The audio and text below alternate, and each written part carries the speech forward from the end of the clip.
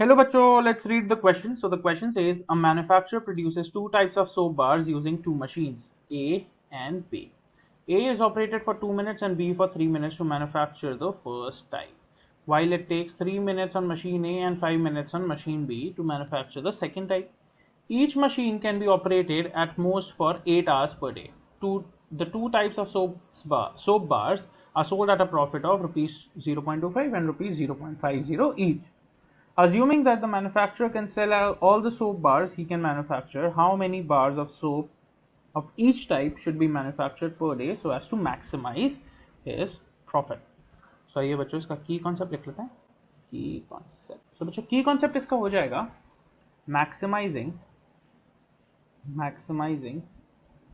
z, which is obviously the profit, using constraints and plotting the graph किसके, of equations. ठीक है बच्चों, तो भाई क्वेश्चन को ध्यान से एक और बार पढ़ेंगे तो यहाँ पे टू टाइप्स की सोप बार्स हैं. ठीक है, एक टाइप 1 एक टाइप 2. तो मैं वेरिएबल्स लेट कर लेता हूँ. Let x and y be the number of soaps be manufactured by manufactured of लिख देते हैं फर्स्ट एंड सेकेंड टाइप. ठीक है बच्चों, अब अकॉर्डिंग टू द क्वेश्चन चलते हैं. अकॉर्डिंग टू द क्वेश्चन, अब देखो मेरा क्वेश्चन क्या बोल रहा है. मेरा क्वेश्चन ये बोल रहा है कि A is operated for 2 minutes and B is operated for 3 minutes. ठीक है, इन फर्स्ट टाइप. और ये जो मशीन है, ये दोनों मशीन जो है 8 घंटे चल सकती हैं. तो पहले तो 8 आवर्स कितना होता है, 8 आवर्स होता है 8 multiplied by 60 minutes, that is 480 minutes. ये मशीनें चल सकती हैं. तो मेरा पहला क्या हो जाएगा, 2x plus 3y less than and equal to 480. और फिर machine and 5 minutes on machine B to manufacture the second type. So जो टाइप 2 की सोप है या मशीन बी पे जो जा रही है वो 3 मिनट ले रही है मशीन ए पे और 5 मिनट ले रही है मशीन बी पे. तो ये हो गया 3x plus 5y less than and equal to 480. Right, बिल्कुल क्लियर है, क्रिस्टल क्लियर होना चाहिए. अब देखो सोप एक से ज्यादा ही बनेंगी, राइट, नंबर ऑफ सोप्स एक से ज्यादा ही बनेंगी, जीरो से ज्यादा ही बनेंगी या उसके जितनी ही बनेंगी, मतलब एक बिल्कुल ना बने दूसरी बन जाए. तो x would be greater than and equal to 0 and y would be greater than and equal to 0. ठीक है बच्चों, अब इसको x और y की वैल्यू पुट करते हैं, इक्वेशन का ग्राफ बना लेते हैं, फिर मैक्सिमाइज कर देंगे. तो देखिए पहली इक्वेशन है मेरी, नेक्स्ट पेज से लेते हैं, 2x plus 3y less than and equal to 480. ठीक है, तो इसकी इन इक्वेशन ये दे रखी है मेरे को, तो इसकी इक्वेशन क्या हो जाएगी, देखिए इसकी इक्वेशन हो जाएगी मेरी 2x plus 3y is equal to 480. Right, तो put x is equal to 0, so 3y is equal to 480. तो ये कितने से काट सकता है, 1 times, 6 times, 0 times, so y की वैल्यू हो गई 160. फिर put y is equal to 0, तो 2x is equal to 480 which implies x is equal to 240. तो बच्चों अगर मैं इसका एक टेबल बना लूँ फॉर ग्राफिंग, ठीक है, for plotting the graph x और y, जब x 0 रखा y कितना आया 160, और जब y 0 रखा x कितना है 240. ठीक है, अब दूसरे इक्वेशन पे आ जाइए, which is 3x plus 5y less than and equal to 480. Okay, तो इसकी इक्वेशन क्या बनेगी, 3x plus 5y is equal to 480. Right, put x 0, so 5y is equal to 480. Right, तो ये मेरा कटा इससे, ये हो जाएगा 9 टाइम्स 6 टाइम्स, सो यहाँ से हो गई, this implies y is equal to 96. फिर पुट y इक्वल 0, ये हो जाएगी 3x इज इक्वल टू 480, और ये हो गया मेरा 160. x की वैल्यू हो गई 160, x इक्वल्स 160.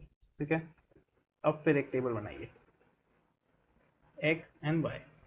जब x 0 y 96 और जब y 0 x 160। परफेक्ट। अब देखिए x greater than and equal to 0 का मतलब region on the right of y axis, और x और y greater than and equal to 0, ये x greater than and equal to 0 था, y greater than and equal to 0 का मतलब region above positive x, right बच्चों? Perfect. अब constraint देख लेते हैं जो हमें मैक्सिमाइज करना है, दैट इज z। अब प्रॉफिट कितना है? Two types of soap bars are sold at a profit of 0.25 and 0.50 each. तो z की वैल्यू क्या हो गई भाई? 0.25 पहले टाइप का तो x प्लस 0.50 ऑफ y। बिल्कुल सही। अब एक ग्राफ बनाते हैं, कॉर्नर पॉइंट्स निकालते हैं, पुट करके देख लेते हैं किस पे मैक्सिमम प्रॉफिट हो रहा है, राइट? ग्राफ बनाते हैं बेसिक। ये हमें मैक्सिमम क्या चाहिए? मैक्सिमम चाहिए 240, 840 चाहिए। तो इतना बना लेंगे, काफी है। ये 0 हो गया, ये मान लीजिए 80, 160 एंड 240। अगेन 80, 160, देन माइनस 80, माइनस 160 और ये 0। पहला मार्क करिए।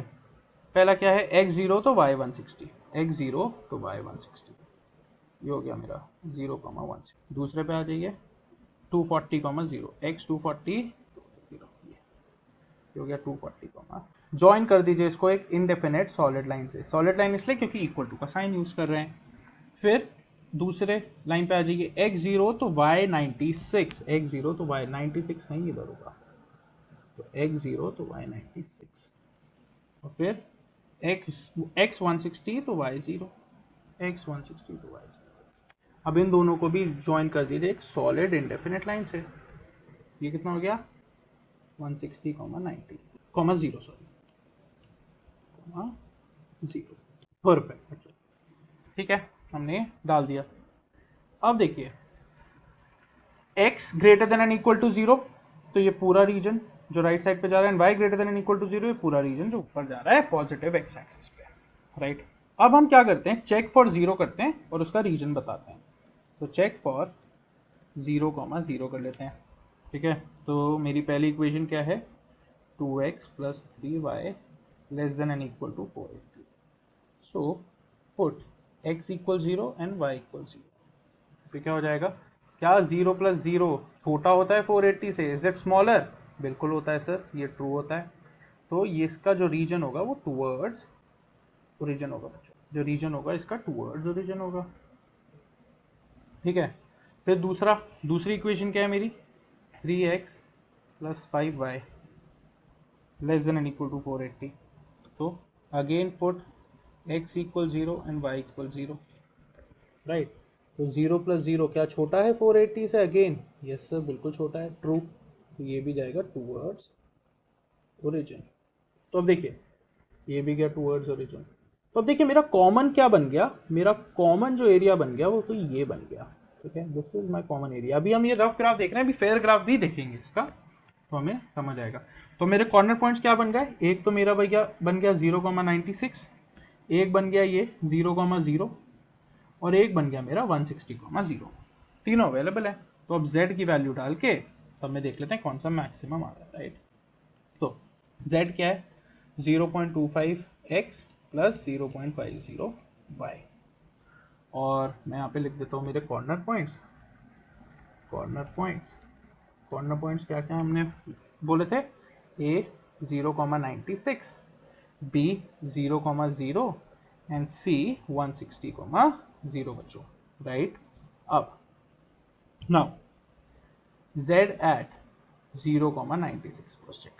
So this implies z is equal to 0.25 comma 0 plus 0.50 multiplied by 96. So 96 का हाफ होता है 48, राइट? तो ये हो गया z की वैल्यू 48। नाउ z at 0,0, ये तो भाई 0 ही होगा, दोनों ही 0 है तो z 0 हो गया। z at 160,0, ठीक है? ये हो जाएगा z is equal to 0.25 multiplied by 160 plus 0.50 multiplied by 0, so 160 divided by 0.25 होता है 40। ठीक है, तो मैक्सिमम कहाँ आ रहा है, ये मैक्सिमम आ रहा है।